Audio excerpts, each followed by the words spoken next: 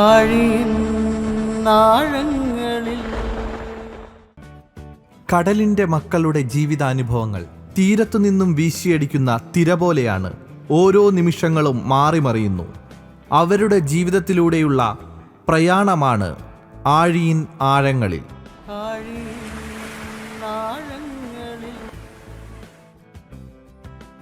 ഇത് ജേക്കബ്, 79 വയസ്സിന്റെ നിറവിൽ നിൽക്കുന്ന ശക്തികുളങ്ങരയിലെ മുതിർന്ന മത്സ്യത്തൊഴിലാളി. കടലിലുണ്ടായ വിവിധ അപകടങ്ങളുടെ സാക്ഷി കൂടിയാണ് ഇദ്ദേഹം. എനിക്ക് ബോട്ട് ഇല്ലായിരുന്ന സമയത്ത് ഇവിടുത്തെ ഒരു മുതലാളിമാരുടെ ബോട്ടിൽ കൂടെ പോയായിരുന്നു. ഞങ്ങളിവിടെ ബോട്ട് പുറപ്പെടുന്നത് വെളുപ്പിലെ 5 മണിക്കാണ്. 5 മണിക്ക് ബോട്ട് വിട്ട് കടലിൽ പോയി വല വലിക്കും. വല വലിച്ചാൽ ഇവിടെ നിന്ന് ഓടി 1.5 മണിക്കൂർ 2 മണിക്കൂറൊക്കെ ഓടിയിട്ടാണ് വലയിടുന്നത്. ആ 2 മണിക്കൂർ കഴിഞ്ഞ് വലയിട്ട് വലിച്ച് വൈകിട്ട് വരെ വല വലിച്ചിട്ടാണ് ബോട്ടുകൾ തിരിച്ചു വരുന്നത്. ആ സമയത്ത് വൈകിട്ട് വല വലിച്ച് ലാസ്റ്റ് വല വലിച്ചെടുക്കുമ്പോൾ ഇഞ്ചിനകത്തൊരു വലിയ സൗണ്ട് കേട്ടു. നോക്കിയപ്പോൾ പിന്നെ ഇഞ്ചൻ ഓടുന്നില്ല. ഞങ്ങൾ കടലിലങ്ങനെ പുറം കടലിൽ തന്നെ അങ്ങനെ കിടന്ന് അത് ഡ്രൈവർ ഇഞ്ചിൻ്റെ ഞാൻ ശ്രാങ്കാണ്. ഡ്രൈവർ ഇഞ്ചിൻ്റെ പണിയൊക്കെ നോക്കിയിട്ട് പറഞ്ഞ രക്ഷയില്ല, നമ്മളിവിടെ കിടക്കാൻ തന്നെ സാധ്യതയുള്ളൂ. ഞാൻ പറഞ്ഞു ഇനി ദൈവത്തിൽ മാത്രമേ നമുക്ക് ആശ്രയിക്കാനുള്ളൂ. അങ്ങനെ ഞങ്ങൾ ഒരു ദിവസം കിടന്ന് 2-ാം ദിവസവുമായി ആരും തിരക്കൊന്നും വന്നില്ല. അപ്പം ഞങ്ങളെല്ലാവരും കൊണ്ട് ഇങ്ങനെ പ്രാർത്ഥിച്ചുകൊണ്ടിരുന്നും കൊണ്ട് ഇതിൻ്റെ ഹെഡ് ഭാഗമാണ് പൊട്ടിപ്പോയത്. ഹെഡിൻ്റെ മേലിലുള്ള ഒരു റാഡ് ഒടിഞ്ഞു പോയതാണ്. അപ്പോൾ ഇങ്ങനെ എന്നോട് ആരോ പറയുന്ന കണക്ക് ഇത് വെച്ച് ബന്ധിച്ച് സ്റ്റാർട്ട് ചെയ്ത് നോക്കുന്നു. അങ്ങനെ ഞങ്ങൾ പ്രാർത്ഥിച്ചിട്ട് മാതാവിനെയും വിളിച്ച് അത് ബന്ധിച്ച് റോപ്പിട്ട് ബന്ധിച്ച് സ്റ്റാർട്ട് ചെയ്ത് ഞങ്ങൾ പിറ്റേന്ന് സന്ധ്യയ്ക്കാണ് ബോട്ട് കരയ്ക്ക് വരുന്നത്. അല്ലെങ്കിൽ ഞങ്ങളെ ആരെയും കിട്ടത്തില്ല. അത് ആ ഒഴുകി തന്നെ എല്ലാം വരുമായിട്ട് ബോട്ടുമായിട്ടങ്ങ് പോകത്തേ ഉള്ളൂ. ദൈവത്തിൻ്റെ കാരുണ്യം കൊണ്ട് മാത്രമാണ് ഞങ്ങൾ അന്നേരവും രക്ഷപ്പെട്ടത്. കൊച്ചു ഒരുപാട് അനുഭവങ്ങളുണ്ട്. ഞങ്ങളിവിടെ പോകുന്ന മത്സ്യത്തൊഴിലാളികളെല്ലാവരും അപകടം കാണുമ്പോൾ ദൈവത്തെ പൂർണ്ണമായിട്ടും വിളിച്ച് അവർ എല്ലാവരും മുട്ടുമേരുന്നു. അതേപോലെ തന്നെ അവരുടെ ഭാര്യമാരും മക്കളും എല്ലാവരും പള്ളികളിലും വീടുകളിലും എല്ലാം ഇരുന്ന് പ്രാർത്ഥിക്കുന്നത് കൊണ്ട് ദൈവം കാത്തു രക്ഷിച്ച് എല്ലാ മക്കളെയും കൊണ്ടുവരികയാണ്. കടലിൽ പോകുന്നവർ ഒരു വർഷത്തിൽ എങ്ങനെയും 1-2 ആൾ മുട്ടിയിറങ്ങി പോകുന്നുണ്ട്. ഇപ്പോൾ കുറച്ച് നാൾ കൊണ്ട് മാത്രം അപകടമൊന്നും ഉണ്ടാകാതിരിക്കുകയാണ്. പണിക്ക് പോകുന്നതിന് മുമ്പേ ഇവിടെ നിന്ന് പ്രാർത്ഥിച്ചിട്ടേ പണിക്ക് പോകത്തുള്ളൂ. ഞാനിപ്പോഴും പണി ചെയ്യുന്നുണ്ട്. ഇവരുടെ വള്ളത്തിൽ മീനും കൊണ്ട് വരുമ്പോൾ ഞാൻ സഹായിച്ചു കൊടുക്കും. സഹായിക്കുന്ന വള്ളത്തിനും പറയും എപ്പോഴായാലും പ്രാർത്ഥിച്ചിട്ട് വേണം വള്ളം ഇറക്കേണ്ടതെന്ന്. അങ്ങനെ ഇവിടെയുള്ള ആളുകൾ ഇപ്പം പ്രാർത്ഥിക്കുന്നതിൻ്റെ ഫലമായിട്ട് അപകടങ്ങൾ ഒഴിഞ്ഞിരിക്കുകയാണ്.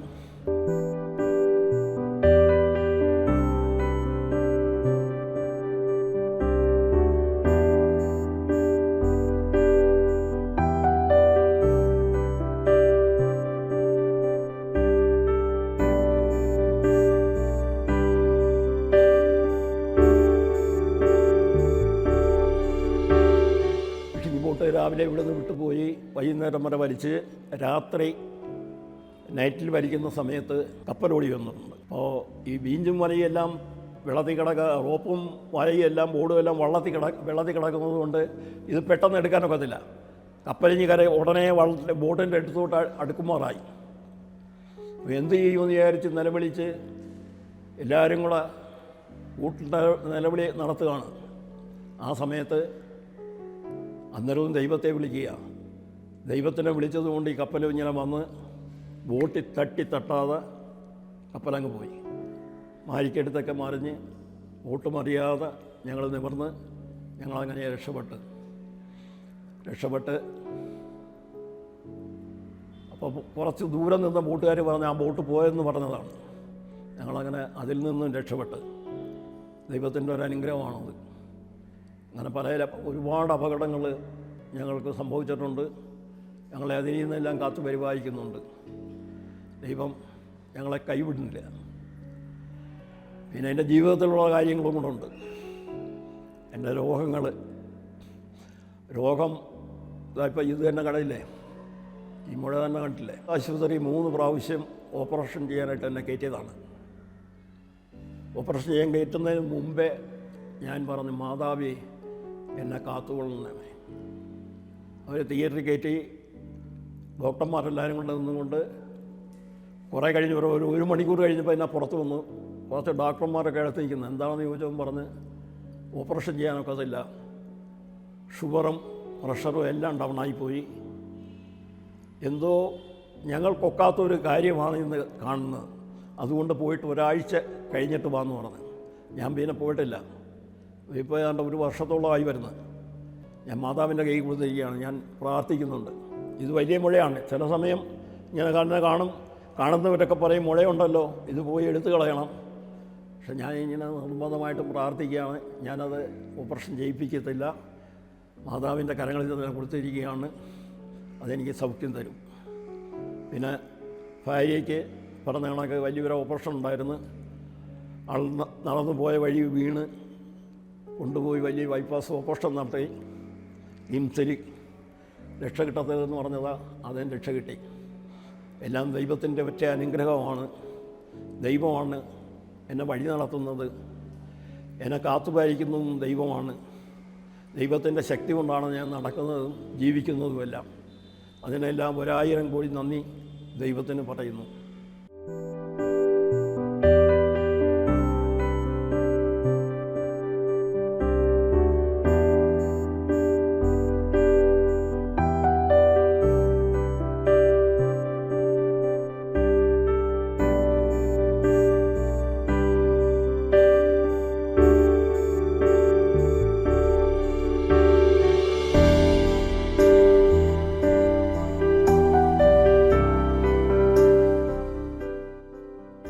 ചെറുവള്ളത്തെ പണിക്ക് പോകുന്ന സമയത്ത് ഞങ്ങൾ പോയി വലയിട്ട് വള്ളത്തെ വലിച്ചു കയറ്റിക്കൊണ്ട് നിൽക്കുമ്പോൾ ഇതുപോലെ കോളിളകി.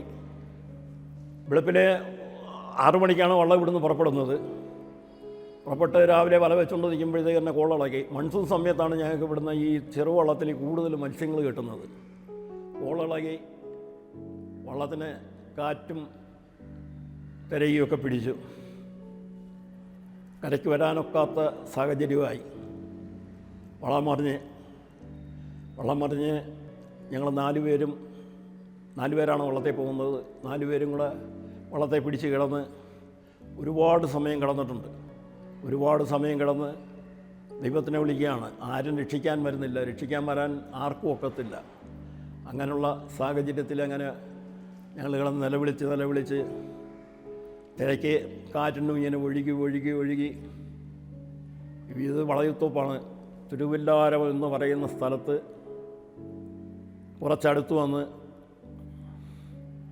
പിള്ളേരാരോ കണ്ട് അവർ കിടന്ന് നിലവിളി ഇടുന്ന കണ്ടിട്ട് ആളുകളൊക്കെ അവിടെ വന്ന് കാത്ത് നോക്കിക്കൊണ്ട് നിൽക്കുകയാണ്. ഞങ്ങൾക്ക് ഓർമ്മയില്ലാതെ 4 പേരെയും വള്ളവുമായിട്ട് വന്ന് കരയ്ക്കണഞ്ഞ്. അതും ദൈവത്തിൻ്റെ ഒരു വലിയ ശക്തിയാണ് ഞങ്ങൾ രക്ഷപ്പെട്ടത്.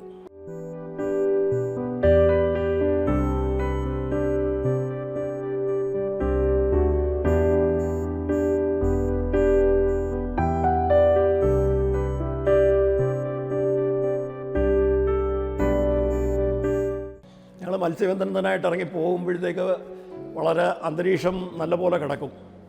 കടലിലേക്ക് ചെന്ന് കഴിഞ്ഞ് തീർന്നാൽ പെട്ടെന്നാണ് കാർമേഘം കൂടുകയും ഇരുൾ കറക്കുകയും, ഞങ്ങൾ ഇരുൾ കറക്കുന്നെന്നാണ് പറയുന്നത്, ഇരുൾ കറക്കുകയും കാറ്റുകൾ വീഴുന്നത്. കാറ്റ് വീഴുമ്പോൾ ഞങ്ങളുടെ ഹൃദയമെല്ലാം പൊട്ടിപ്പോകത്തേ ഉള്ളൂ. നമ്മളെങ്ങനെ കരയ്ക്കെത്തും, നമ്മളെ ആര് രക്ഷിക്കും, ഞങ്ങൾ ആരിൽ ആശ്രയിക്കണം, പരസ്പരം ഇങ്ങനെ നോക്കി കരയുന്നതല്ലാതെ വേറെ ഒന്നും ചെയ്യാനൊക്കത്തില്ല. അന്തരീക്ഷം അങ്ങോട്ട് തുടങ്ങിയാൽ 1-2 മണിക്കൂർ, ചിലപ്പോൾ 3 മണിക്കൂർ വരെയൊക്കെ ശക്തമായ കാറ്റും മഴയും തിരയെല്ലാം ഉണ്ടാവും. തിരയുണ്ടായാൽ അതെല്ലാം നിന്ന് അനുഭവിക്കാനേ മാത്രം പറ്റത്തുള്ളൂ. ഇതെല്ലാം അനുഭവിച്ച് അതിൽ നിന്ന് രക്ഷപ്പെടുകയാണെങ്കിൽ രക്ഷപ്പെട്ട്, പോവുകയാണെങ്കിൽ അതിനോടുകൂടി പോയി. ഒരുപാട് അനവധി ആളുകൾ അങ്ങനെ മരണമടഞ്ഞിട്ടുണ്ട്. അനവധി ബോട്ടുകളും വള്ളങ്ങളും നഷ്ടപ്പെട്ടിട്ടുണ്ട്. ഞങ്ങളെ ഈ കൂട്ടത്തിൽ നിന്നും ഈ സമയങ്ങളിൽ ഈ പറയുന്ന സമയത്തും ഞങ്ങളെ ദൈവം കാത്തു രക്ഷിച്ചു. ഞങ്ങളെ ഹൃദയം പൊട്ടി ഞങ്ങൾ കരയും, നിലവിളിക്കും. അതേയോടൊപ്പം തന്നെ കരയിലുള്ള അമ്മമാരും സഹോദരിമാരും എല്ലാവരും നിലവിളിച്ച് പ്രാർത്ഥിക്കും. അതിൻ്റെ ഫലമായിട്ടാണ് ഞങ്ങൾക്കെല്ലാം രക്ഷ കിട്ടുന്നത്. അല്ലാതെ മറ്റൊന്നും കൊണ്ടല്ല രക്ഷ കിട്ടുന്നത്. ഞങ്ങളുടെ ആരോഗ്യം കൊണ്ടോ ശക്തി കൊണ്ടോ ബലം കൊണ്ടോ ഒന്നും അല്ല, ദൈവത്തിൻ്റെ കാരുണ്യം കൊണ്ടാണ് ഞങ്ങൾക്ക് രക്ഷ കിട്ടുന്നത്.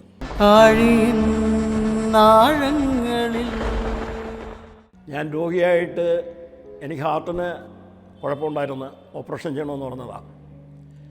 അപ്പോൾ എന്നെ ഇവിടുന്ന് എറണാകുളം ആശുപത്രി കൊണ്ടുപോയി.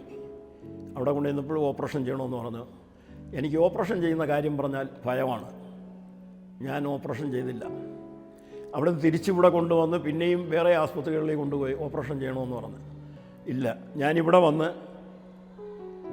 ഔസേപിതാവിൻ്റെ അടുക്ക പ്രാർത്ഥിക്കുമായിരുന്നു.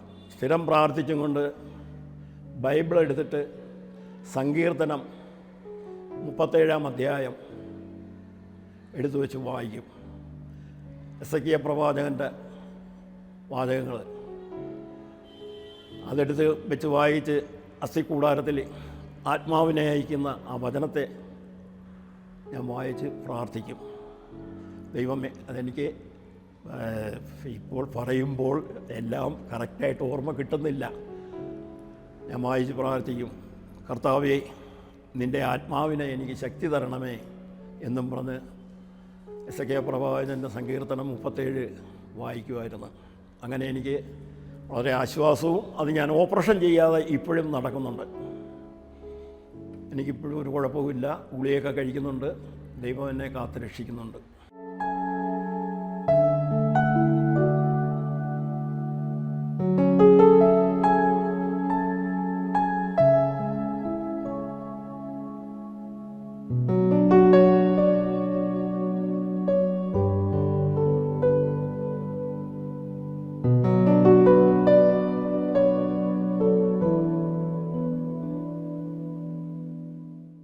ഞാനൊന്നും മാത്രമല്ല, എല്ലാവരും ഇവിടുത്തെ മത്സ്യത്തൊഴിലാളികൾ മത്സ്യബന്ധനത്തിന് പോകുമ്പോൾ വീട്ടിലുള്ള ഭാര്യമാരും മക്കളും പ്രാർത്ഥിക്കും. പ്രാർത്ഥനയില്ലാത്ത ഒരു വീടും തന്നെ ഇല്ല എന്നാണ് പറയുന്നത്. പ്രത്യേകിച്ച് കടലിൽ ഭർത്താക്കന്മാർ പണിക്ക് പോയി തീരുമ്പോൾ അവർ മനസ്സറിയാതെ പ്രാർത്ഥിച്ചുകൊണ്ടിരിക്കും. എത്ര പ്രാർത്ഥനയില്ലാത്തവരായാലും പ്രാർത്ഥിച്ചുകൊണ്ടിരിക്കും. സ്ത്രീകൾ ഏറ്റവും കൂടുതൽ. പിന്നെ പ്രത്യേകിച്ച് പറയാനാണെങ്കിൽ എൻ്റെ വീട്ടിൽ എൻ്റെ ഭാര്യ ഏറ്റവും കൂടുതലായിട്ട് പ്രാർത്ഥിക്കുന്ന ഒരു വ്യക്തിയാണ്. മക്കളുമൊക്കെ പ്രാർത്ഥിക്കും. ധ്യാനം കൂടുന്നതിന് വേണ്ടി എന്നെ ഒരു സഹോദരൻ കൊണ്ടുപോയി ധ്യാനം കൂടിച്ച് 1991 ധ്യാനം കൂടി. ഞങ്ങൾ ധ്യാനം കൂടാനായിട്ട് പോയി. അങ്ങനെ ഒരു ഗ്രൂപ്പ് 4 പേര് പോയേച്ചും വന്നതിന് ശേഷം ആ 4 പേര് കൂടി ഒരു ഗ്രൂപ്പുണ്ടാക്കി ഈ ശക്തികുളങ്ങര പ്രദേശം മുഴുവനും ഓരോ വീടുകളും തേടി പ്രാർത്ഥിച്ചു. ആർക്കെങ്കിലും എന്തെങ്കിലും ഒരു അസുഖം വന്നാൽ ഉടനെ വിളിക്കും, അല്ലെങ്കിൽ ഒരു വിവാഹം നടക്കണമെന്ന് കണ്ടാൽ ഉടനെ വിളിക്കും. അങ്ങനെ ഈ ശക്തികുളങ്ങരയും അടുത്ത കടവൂർ, മുക്കാട് ഈ ഭാഗങ്ങളിലെല്ലാം പോയി ഞങ്ങൾ പ്രാർത്ഥിക്കുമായിരുന്നു. അങ്ങനെ ഇവിടെയുള്ളവരെ വണ്ടിക്കകത്ത് കൊണ്ടുപോകും. ഇപ്പോൾ ബൈബിളിൽ പറയുന്ന കണക്ക് മുൻപന്മാരെല്ലാം പിൻപന്മാരും, പിൻപന്മാരെല്ലാം മുൻപന്മാരും.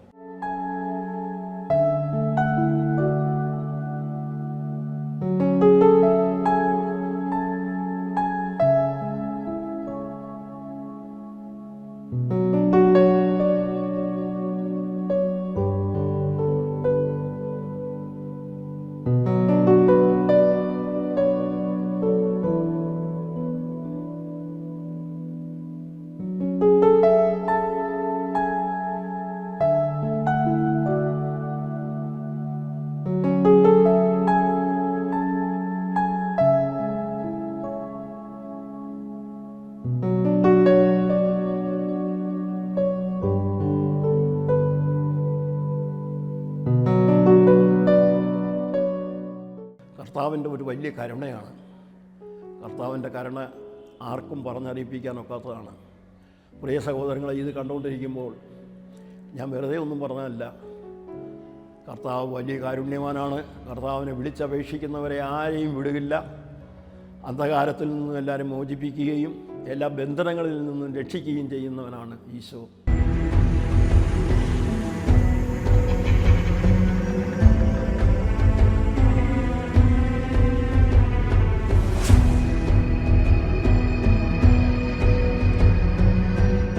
സുനാമി കയറുന്ന സമയത്ത് എൻ്റെ ഈ കണ്ണ് ഓപ്പറേഷൻ ചെയ്ത് 16-ാമത്തെ ദിവസമാണ് സുനാമി ഇവിടെ കയറുന്നത്.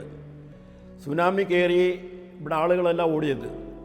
തിരയെന്ന് പറയുന്നത്, സുനാമി വന്ന തിരയെന്ന് പറയുന്നത് ഒരു തെങ്ങിൻ്റെ പകുതിക്ക് നിന്നുള്ള ഉയരത്തിലാണ്. ഏതാണ്ട് ഒരു 20 അടിയോളം ഉയരത്തിലാണ് തിര വന്നത്.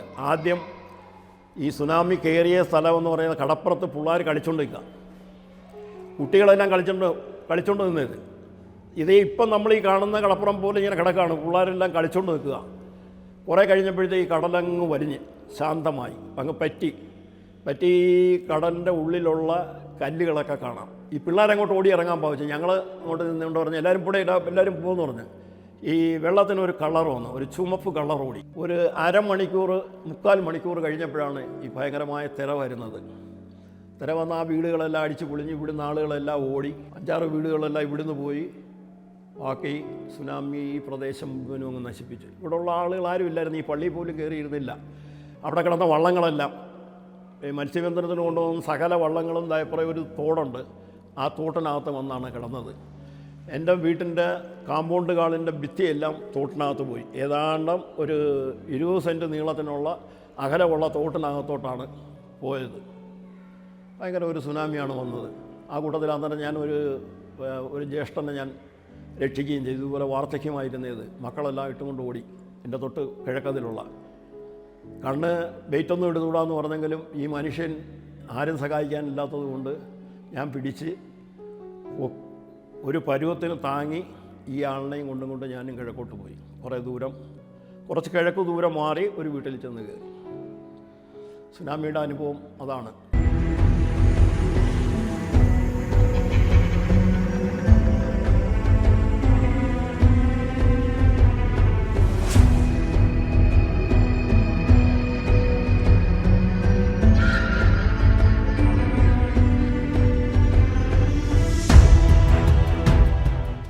ഇനി എൻ്റെ തകർച്ചയിലാണ് ഞാൻ പോയി ധ്യാനം കൂടുന്നത്.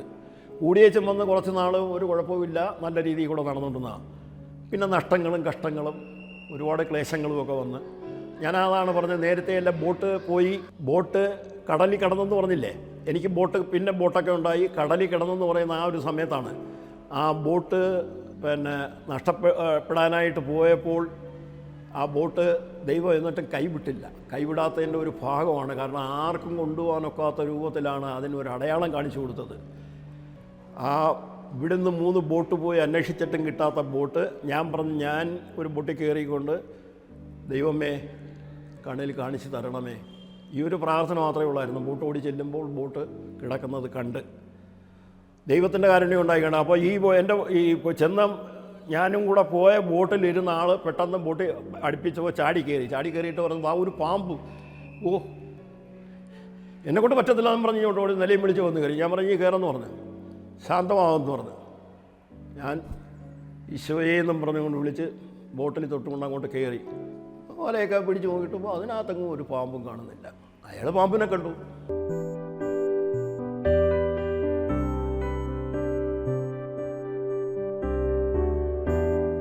അനുഭവങ്ങളുടെ തീച്ചൂളയിൽ ഉരുകിയൊലിച്ച് സ്ഫുടം ചെയ്തെടുത്ത ജേക്കബിൻ്റെ അനുഭവങ്ങൾ ഓരോ വിശ്വാസിക്കും മാതൃകയാണ്.